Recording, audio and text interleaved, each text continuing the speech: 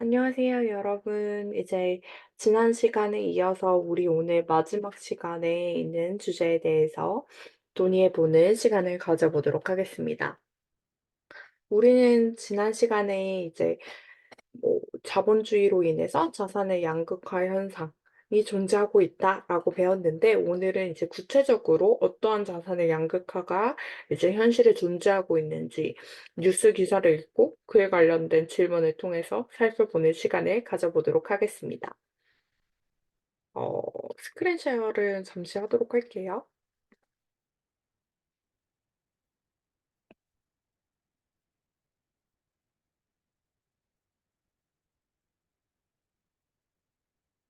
네.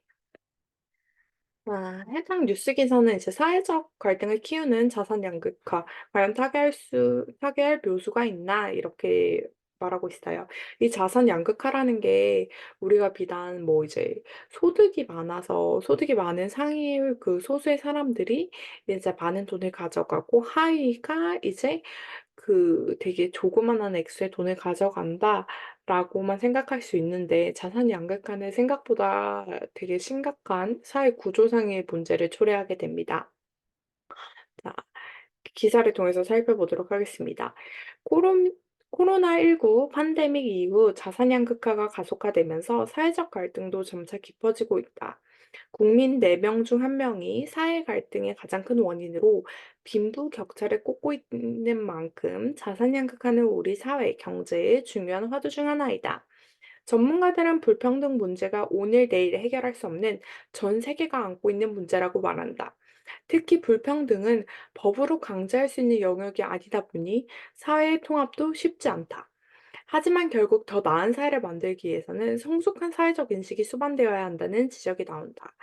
정부도 시장 경제를 허물지 않는 선에서 불평등에 따른 차별 피해가 발생하지 않도록 촘촘한 사회 안전망 구축에 힘써야 한다고 제안한다. 사회 갈등의 원인, 빈부격차, 또 다른 차별을 불러온다. 이제 이 기사는 이제 빈부격차가 또 다른 차별을 낳는다는 얘기를 하고 있는 거예요. 21일 대통령 직속 국민통합위원회 보고서에 따르면 만 19세 이상 국민 중 25.5%는 우리 사회 갈등을 일으키는 원인에 대해서 빈부격차라고 답했다. 사회 갈등의 원인을 빈부격차라고 꼽은 비중은 2019년 18%에서 2020년 22.2%, 21년 26.9% 등으로 점차 늘고 있는 추세이다. 통합위는 우리 사회 경제 불평등이 완화되고 있다고 자평하면서도 여전히 빈부격차를 갈등 요인으로 느끼는 국민 인식 간의 차이가 크다고 진단했다. 여기서 제가 이제 좀 첨언을 해 보자면, 이게 우리가 코로나가 발생한 이후에 실질적으로 사람들이 체감하는 빈부격차와 이제 경제적 위기에 대한 이런 심리적인 요인이 되게 크게 증폭됐다고 해요. 그래서 여기서 또 수치적으로 우리가 확인할 수 있는 게 2019년 18%에서 이제 20년에 22.2%로 이렇게 점프한 것을 확인할 수 있을 겁니다. 이런 소득, 자산 불평등 문제가 가장 우려스러운 건 미래 세대에게 불평등을 대물림하면서 많은 사회적 문제를 일으킬 수 있다는 점이다.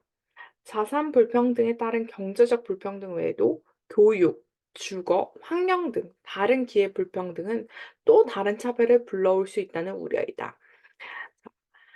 이렇게 자산 불평등이 파생됨으로 인해서 이게 단순히 경제 문제, 그럼 경제 상황이 안 좋다 끝나는 게 아니라 이 사람이 수혜하고 있는 교육에도 영향을 미치게 되고, 주거나 환경에 영향을 미치게 되면 당연히 그 사람이 가지고 있는 건강 상태에도 영향을 미치게 되겠죠. 하지만 국가 입장에서 보았을 때는 모든 국민을 이제 건강한 환경에서 이제 지내게 하는 게 목적이기 때문에 이런 것도 이제 조금 더 관심 있게 볼 요소라고 생각할 수 있을 것 같습니다. 먼저 자산 불평등의 가장 큰 요인 중 하나인 부동산을 보면 서울과 지방 간 집값의 차이는 계속 벌어지고 있다. 적게는 수배에서 많게는 수십 배까지 가격이 벌어졌다. 이렇게 벌어진 자산 격차에 따라 소득, 자산 상분이 가구는 서울로 가고 저분위 가구는 서울 밖으로 밀려났다. 실제 강남 3 구, 강남, 서초, 송파와 용산구에는 우리나라 전체 증여세액 중 3분의 1이 집중된 것으로 나타났다. 서울의 유력 지역으로 부의 대물림이 이루어지고 있는 것이다. 자, 여기서 여러분들이 조금 헷갈릴 게 바로 증여세액입니다. 증여세액 같은 경우에는 부모가 자식한테 돈을 물려줄 때 그냥 공짜로 물려줄 수가 없어요. 이게 자식한테 물려줌에 있어서도 일종의 세금을 내야 합니다. 근데 이 세금을 낼 정도로 증여세액이 지금 이 강남 3 구에 집중이 됐다는 것은 이건 물려줄 만한 자산을 보유하고 있는 사람들이 다 거기에 집중되어서 살고 있다는 것을 의미하겠죠. 자, 일정 부분 생략하고, 자, 이렇듯 사교육 없이 지방에 사는 사람과 고액 사교육을 받은 사람, 서울 사람 간에 벌어진 개인의 역량 차이는 균등한 기회를 받아도 공평한 기회로 볼 수 있느냐고 학계는 지적한다. 이제 당연히 격차가 발생할 수밖에 없겠죠. 서울 강남 3 구에 사는 사람, 이 사람들은 이제 좋은 학군에 사는 친구들이고, 이제 예를 들면 뭐 인천의 뭐 다른 지역에 사는 친구들 같은 경우는 상대적으로 학군이 떨어지다 보니까 이제 여기에 집중되어 있는 인프라도 떨어지고, 그러다 보니까 학업 성취도 측면에서도 차이가 나게 되겠죠. 그래서 이제 부모가 가지고 있는 이런 경제적 불평등이 자식에게도 부의 대물림 현상이 그대로 지속됩니다. 이 친구들이 나중에 사회에 나가서 뭐 대학에 진학하고 사회 구성원으로 진출한다고 했을 때도 이 학업 성취도가 다르니까 이제 진학할 수 있는 대학의 폭도 다르고, 진학할 수 있는 대학의 폭이 다르니 선택할 수 있는 뭐 이제 직업의 폭도 꼭 그렇진 않지만 뭐 다른 경우가 더 많으니까 그렇게 이제 하면서 부의 대물림 과정이 이제 형성되게 되는 거죠. 최철 숙명여대 소비자 경제학과 교수는 과거에는 개천에서 용난다는 말처럼 꼭 서울이 아닌 지방에서도 개인의 역량을 발휘해 경제적으로 높은 지위에 올라가는 기회를 찾아볼 수 있었다. 하면서도 하지만 언젠가는 입시 경쟁력에서 사교육이 중요해졌고, 이는 서울과 지방 간 격차, 자산 불평등에서 기회 불평등으로 이어질 수밖에 없는 사례라고 말했다. 또한 자산 불평등은 젊은 세대가 결혼과 출산을 기피하는 문제와도 직결된다. 전문가들은 취업과 내 집 마련이 더욱 어려워지는데, 양육, 교육비 부담은 눈덩이처럼 커지면서 젊은 세대가 결혼 행위로 느낄 부담감이 그 어느 때보다 크다고 말한다. 왜냐하면 이러한 자산 불평등이 있기 때문에, 왜냐면 우리 결혼하려면 이제 집을 사야 되는데 요즘 결혼을 많이 안 하잖아요. 그래서 사람들한테 "결혼을 안 하는 이유가 무엇인가?"라고 물어봤을 때 같이 살 이제 주거 이런 것들이 경제적으로 너무 많이 부담되고, 아이를 한 명 키우는데 들어가는 돈도 경제적으로 너무 많이 부담되기 때문에 '결혼도 하고 싶지 않고 애도 낳고 싶지 않다.'라는 문제에 많이 직면하게 되겠죠. 자, 이렇게 비단 자산의 격차, 양극화 현상은 이 사회 곳곳에 스며들어서 우리에게 아주 모든 측면에서 영향을 미치고 있는 게 바로 현실입니다. 자, 불평등한 사회는 병든 사회, 사회 안전망을 밑받침해야. 영국의 역학자인 리처드 윌킨슨 유니버시티 칼리지 런던 교수는 불평등 트라우마를 통해 사람이 불평등한 환경을 경험할 수 있는 사회에서 어떻게 병들어가는지 보여줬다. 그는 다양한 연구를 통해 불평등이 심화하면 소득에 따른 사회적 지위가 강해진다고 했다. 이는 대다수의 국민에게 사회 불안과 스트레스를 주고 사회 접촉과 공동체 그리고 공감이 약화된다고 지적했다. 심지어는 강한 정신적인 압박을 받아 우울증으로도 이어질 수 있다고 경고했다. 아, 여기서 우리가 불평등한 환경을 경험하게 된다면 당연히 우리는 우울증 문제도 실은 우려할 수밖에 없는 게 현실입니다. 왜냐면 타인이 가지고 있는 것에 대해서 사람들은 항상 갈망하기 마련이고, 지금 우리 자본주의 사회에서 이제 부자는 얼만큼 잘 살고 나보다 돈이 많은 사람이 뭘 구매하고 뭘 소비하면서 이렇게 이제 누리는지 혜택을 받는지를 보는데, 그렇다면 이제 비교하는 심리가 증폭되게 되면서 우울증으로도 감정적으로 이제 사람이 다운되게 되는 경향이 충분히 관찰될 수 있다고 보는 거죠. 전문가들은 이렇듯 자산 불평등이 불러올 수 있는 경제 사회 문제가 더 불거지기 전에 안전한 사회보장 제도를 탄탄하게 구축해야 한다고 입을 모은다.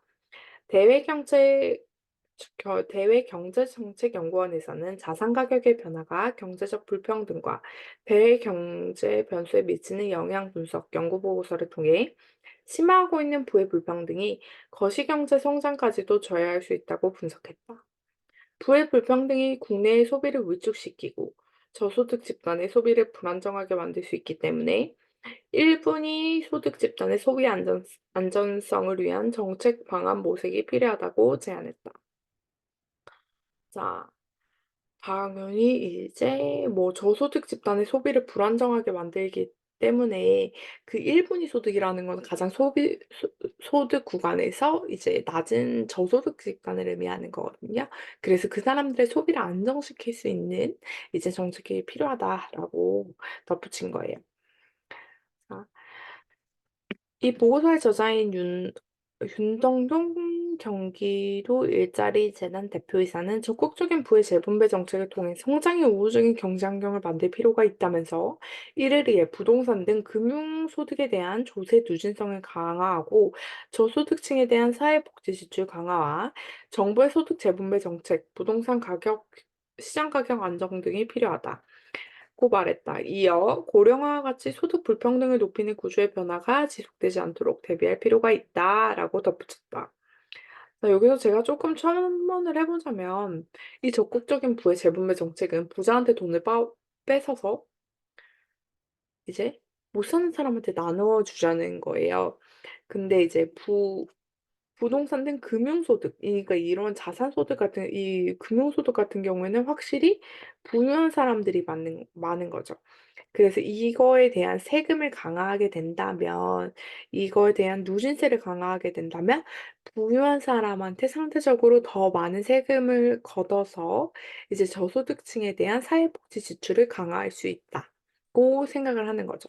근데 이런 것도 다 정부의 소득 재분배 정책이 될 수 있고, 이제 여러분들한테 이번에 예시로 하나 들어주고 싶은 게, 이제 바로 정부에서 혼인하는 이제 혼인하는 자녀한테 주는 증여세를 이제 감액해 주고 증여세를 감액해 주는 그 비중을 확대한다고 해요. 그래서 이제 기존에는 5천만 원이었는데 부모가 자녀한테 돈을 물려줄 때, 예를 들어 할머니가 손주한테 물려줄 때, 엄마 아빠가 자식한테 물려줄 때 5천만 원까지는 세금이 없이 할 수 있었는데 1억 5천까지 확대를 하게 해서 우리는 이제 세금이 없이 자녀한테 이렇게 많이 증여를 해줄 수 있으면 사람들이 부모로부터 지원을 받으니까 더욱더 많이 이제 결혼을 하고 애를 낳고 하는 이런 저출산에 대한 대비책이 되지 않을까 해서 정부가 이 정책을 들고 나옵니다. 그런데 이제 이런 정책 같은 경우에는 실은 뭐 부모가 자기 자식한테 이렇게 더 많이 물려주는데 거기에 대해서 세금을 물리지 않는 게 뭐가 문제야? 자기가 물려주고 싶으면 그럴 수 있지라고 생각할 수 있는데 실질적으로는 이게 오히려 부자들이 자식들한테 세금 없이 이제 자산을 물려줄 수 있는, 상속할 수 있는 좋은 그런 기회로서 작용을 할 수 있다는 거죠. 그래서 이런 정책 같은 경우에도 여러분들이 '아 그냥 뭐 그런가 보다.'라고 받아들이기보다는 이 정책에서 가지고 있는 양면성을 볼 필요가 있어요. 그래서 이 정책을 반대하는 사람 5천만 원까지 뭐 자녀에게 그냥 줘도 돼 했는데 5천만 원이 넘으면 자녀한테 줄 때 세금을 내야 되는데 이제 그 범위를 1억 5천 까지로 늘리니까 그럼 1억 5천 까지 뭐 부자인 사람들은 실컷 주겠지만 그 소득에 미치지 못한 사람들은 내가 그 소득이 없으니까 이 소득의 이런 정책의 변화의 수혜 대상이 아니게 되는 거죠. 이 정책의 양면성 같은 경우도 여러분들이 항상 이렇게 사회 문제를 볼 때 살펴볼 필요가 있다고 생각합니다. 최 교수는 전 세계에서 가장 살기 좋은 나라로 평가받는 북유럽 국가들을 보면 전반적으로 안정적으로 사회를 받치는 경제 시스템을 기반으로 한다면서 이때 북유럽 국가들은 주관적인 만족도가 대체로 높게 나타나고 행복한 나라로 표현된다고 말했습니다. 그리고 이런 나라들을 좀 더 자세히 본다면 사회 안전망 제도가 잘 보장되어 있다고 말했다. 나 여기 이런 나라들이 사회 안전망 제도가 잘 보장되어 있다고 말하는 건 구체적으로 제가 조금 설명을 더 해 보자면 핀란드 같은 경우에는 이 공립학교 핀란드 같은 경우에는 공립학교랑 사립학교랑 그 선생님들의 월급이 같습니다. 월급이 선생님들의 샐러리가 같대요. 그럼 샐러리가 같으니까 선생님들이 더욱더 내가 받는 돈이 많으니 학생들에게 양질의 수업을 해 주고 싶은 의욕이 생기게 되겠죠. 반면에 미국 같은 경우 볼까요? 미국 같은 경우에는 공립학교랑 사립학교랑 월급 차이가 많이 납니다. 사립학교 같은 경우는 월급을 더 받지만 공립학교는 그만큼 월급을 받지 못해요. 그래서 미국 같은 나라에서는 오히려 제도적으로 부익부, 빈익빈 이 현상이 더욱더 크게 나타날 수밖에 없는 겁니다. 그러면서 북유럽 사회 경제 체제에 대해서 반대하는 시선도 있다. 하지만 북유럽 국가들은 민간에서 시장 경제 원리가 자유로운 질서 내에서 순환하고 그러니까 북유럽 국가들이 오히려 뭐 공산주의처럼 마르크스를 막 따라서 우리가 뭐 다 "너네들을 먹여 살리겠다." 이런 시장 경제 원리를 적용하는 것이 아니라 "너네들끼리 뭐 아담 스미스처럼 자유로운 질서 내에서 순환하되 이렇게 정부 차원에서 개입해야 될 때에는 이제 사회적인 안전망 시스템을 통해서 개입을 하겠다." 그리고 소득 재분배가 원활하게 이루어지고 있다고 여기서 말하고 있습니다. 이들은 많은 세금을 내고 있지만 공공시설, 서비스에 많은 돈을 투자해 가난한 사람이나 부유한 사람이나 차별 없이 함께 살 수 있는 사회를 만들었다. 단기적으로 금리나 시그널을 최대한 신중히 내비쳐야 한다는 제안도 나왔다. 이항용 한국외대 금융경제학부 교수는 최근 주택시장을 보면 안정적인 경제지를 가지고 있는 40, 50대보다 이제 20, 30대가 부채가 더 많이 늘었다. 이는 소위 영끌, 비투 등 부채를 중심으로 증가했다. 젊은 층의 공격적인 투자 행태가 더욱 확산되지 않도록 또 우리 경제가 연착륙할 수 있도록 부채 변화를 제한하는 방향으로 신호를 내비칠 필요가 있다고 말했다. 자, 해당 기사는 2023 년도 11월 도경에 나온 기사로 비교적 최근 기사입니다. 자, 여기까지 읽어 봤는데 첫 번째 거 문제를 한번 보면서 생각을 해 보죠. 어떠한 요인들로 빈부격차가 불균형을 불러오게 되는 걸까? 빈부격차는 사회적인 측면에서 다양하게 많은 요인들에 영향을 미치게 되는데 우리가 다시 앞에서 본다면 빈부격차는 우울증을 초래할 수도 있고 이제 자산의 가치 보유하고 있는 자산의 가치에서도 차이가 벌어져서 이제 사교육, 균등한 교육 기회를 박탈하는 데도 영향을 미치게 되죠. 그죠? 그래서 자산, 제가 쪼끔 써 보도록 하겠습니다.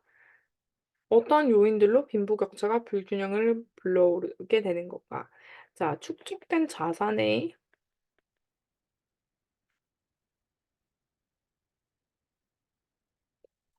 차이는 수혜하는 교육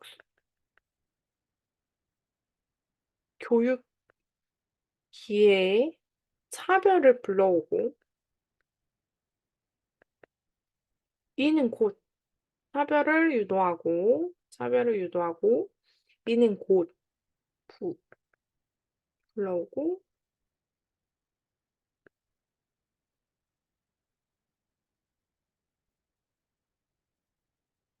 이제 부자는 더욱더 부자되고 더욱 큰 가난한 사람도 가난한 빈부격차를 불러오게 된다.